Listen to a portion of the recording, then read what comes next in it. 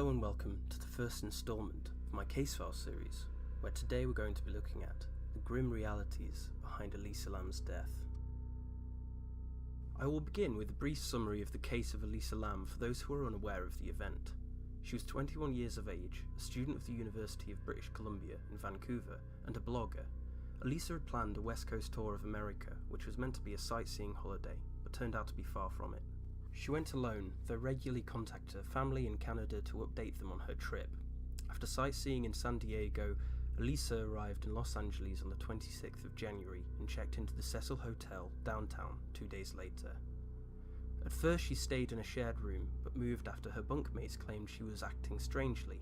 On the 31st of January, Elisa Lam was scheduled to check out of the hotel, but she never did.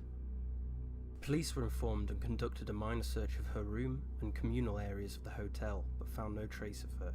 A week later, the police put up flyers and images online, making the case public. Another week passed with no information, so the police released CCTV footage of Elisa in an elevator of the hotel. The footage was slowed down and edited at parts. The footage laid the groundworks for the bizarre nature of her disappearance and sparked various outlandish theories which are still being debated to this very day. 2 days after the release of the CCTV footage, Elisa Lam was found on the top of the building where she had sadly drowned in the hotel's water supply. She was found after guests complained about the water tasting peculiar, along with the water pressure being very low. In some cases, the water was coming out completely black. The suspicious events that led to Elisa Lam's death have raised numerous questions, such as how did she get into the water tank on the top of the building? Did she do it alone, or did someone or something put her there? Why was she acting so strangely in the elevator in the early hours of the morning? If someone did this to her, why did no one hear or witness it, and how did they avoid being seen by the cameras? There are of course answers to these questions, and the media frenzy that followed the discovery of her body speculated every possibility. However, after the release of the coroner's report, which concluded her death to be an accident with no traces of any substance, signs of struggle, or sexual assault, speculation began to grow, and paranormal theories started to emerge. I'll state this now that I do not believe that Elisa Lam's death had something to do with the paranormal, though many out there, especially on YouTube, have given their ghostly interpretations of events, and I feel it's only fair to mention them briefly. Some are quite haunting and do make you think. For example, some have claimed that Elisa Lam was a victim of the elevator game. The elevator game is regarded among its believers to be the most risky game in the world, where one attempts to enter into another dimension, time, space, or even hell. I won't go into too much detail about the rules of this game, as it is very easy to look up. In a nutshell, if you were to participate in this game, you would go to a large building of at least 10 stories high, enter an empty lift and push a certain sequence of numbers going up and down the elevator shaft until you reach the final floor. When you reach the final floor, a woman is supposedly waiting for you. She speaks to you, but you mustn't speak back or look at her. If you are successful, she will take you to the other world. Some argue that this process can lead to you becoming unconscious and waking up in places far from where you last remember being. There are further theories of paranormal happenings that led to Elisa Lam's death, such as her being a victim of demonic possession. Ties have been made with verses from the Bible that correspond with the buttons she pressed in the elevator, and some have linked her to Aleister Crowley, a notorious occultist who wrote a poem when staying in the Cecil Hotel in London about the sacrifice of Selah, which is an anagram for Elisa, and also claimed to be in contact with an alien-like creature he called Lam. Whilst these are interesting ideas, we must not forget that these are just theories, and there is no proof that Elisa was interested in the occult, and also she was staying in a hotel on another continent. Furthermore, there is far more evidence to suggest her death was not paranormal. In my opinion, the grim truth behind her death is something to be taken far more seriously than these paranormal theories, as the events that caused her death are far more likely to happen to any one of us. This leads us to the argument I am putting forward in this video, that when looking at Elisa Lam's death, we must apply Occam's razor. For those who are not aware of Occam's philosophy, it can be summarised by his famous quote, "All things being equal, the simplest solution tends to be the best one."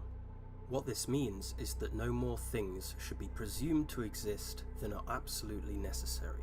In essence, the fewer the assumptions an explanation of phenomenon depends on, the better the explanation. With this in mind, there are two possibilities that could explain what caused Elisa Lam's death. I will begin with the first theory that Elisa Lam was murdered. I believe this theory to be the least likely explanation of her death of the two, which I will explain in due course, and will become more apparent when I make my case for the most likely explanation after analysing the CCTV footage. For starters, many people have claimed that Elisa Lam could not have gained access to the roof and entered the water tank all by herself, with many people claiming that the primary entrance to the roof is locked by an alarmed door that only staff can access, suggesting that someone with knowledge of the hotel orchestrated her death. Some conspiracy theorists even go on to claim that Elisa Lam was assassinated, but the evidence is so vague and inconclusive that I am ruling it out of the equation. It is my belief, if it was murder, it was either someone who she met on her travels while staying in the hotel, such as a member of staff or a fellow guest, or someone who Elisa had no affiliation with, but was simply in the wrong place at the wrong time in the bad part of town. I also thought of something interesting that could add to the case that Elisa Lam was murdered. When she first checked into the Cecil Hotel, she was sharing a room similar to the shared accommodation in a hostel. The occupants of this dorm reported that she was acting strangely. Maybe Elisa had a falling out with these people, and they may have played a role in her death, whether directly or indirectly. Maybe they held a grudge, or simply mentioned to someone in the hotel that she had moved, and was now all alone, bringing this to the attention of someone who wished her harm. This is just a theory, and is not substantiated, and I am sure that these individuals were interviewed by police, but it is an interesting thought. There is also evidence in the CCTV footage that shows Elisa behaving oddly, and at times appears to be playing hide and seek with someone outside of the elevator. However, although these interpretations hold some merit, there are issues with all of these perspectives. Firstly, when people say that she could not have gained access to the roof by herself, they are implicitly suggesting that someone else easily could. Someone would have had to have escorted her or carried her up to the roof and forced her into the water tank, which would have been easily caught on camera at some point or witnessed, as it is very unlikely that she would not have put up a fight. Furthermore, the assumption that Elisa Lam could not access the roof by herself is fundamentally wrong. For starters, there was more than one access point to the roof. There are easily accessible stairs on the side of the building designed for escaping fires. Additionally, many people suggest that she would not have been able to easily open the 20-pound hatch on the water tank and then close it behind her. Firstly, she would have been capable, as she was a young, healthy 21-year-old adult, and, to further support this, new evidence has suggested that the hatch to the water tank was never closed behind her, but remained open. There is a certain degree of sexist undertones within these statements, especially when you consider that some people believe the paranormal explanation of the elevator game is far more likely than a woman being able to climb out of a window, walk up some stairs, and then open a hatch which is designed to be opened. Furthermore, the hotel has a reputation for people jumping out of their windows to their death, which further supports the claim that gaining access to the roof would have been easily achieved. The argument that someone murdered her in the hotel is also flawed, as nobody saw anything suspicious. The CCTV showed no real signs of foul play during Elisa Lam's final moments, and there is a very important factor which better explains Elisa Lam's behaviour in the CCTV footage, one that I believe best explains her death, which is that Elisa Lam had bipolar. This falls in line with Occam's philosophy of the most simple and plausible explanation for this case file, that Elisa Lam committed suicide. I'm not the first to suggest this. The police have ruled her death as accidental drowning, and many people have highlighted the connections between her mental health and her death. However, I have not yet seen someone properly explain the details of bipolar and how it could explain all the evidence that has been presented to us.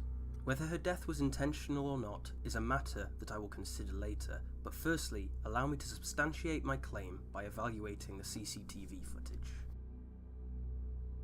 As you can see, Elisa starts displaying odd behaviour by pressing multiple buttons in the elevator.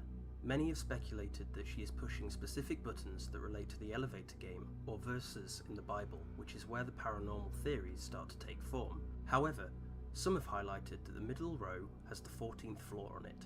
This is important because this is the floor where she was staying, so the possible explanation for her pushing all the middle buttons is that it was late at night, she did not have her glasses on, and remembered that her floor was on the middle row of numbers.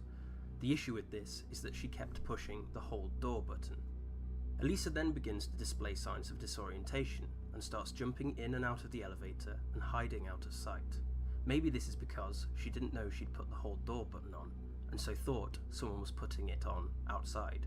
Instead of these being signs of demonic possession or playing a disturbing game, it is more likely that she is either hiding from someone, though we must note that nobody else is seen in the footage, or that she is having an episode due to her bipolar. This is far more likely, not only when considering the CCTV footage of Elisa, but also when we compare it to people who have been in similar states of mind. For example, Kaylin Lauder, who was also found dead weeks after being reported missing, coincidentally she was also found in a body of water, exhibited similar behaviours on CCTV before she went missing. Take a look.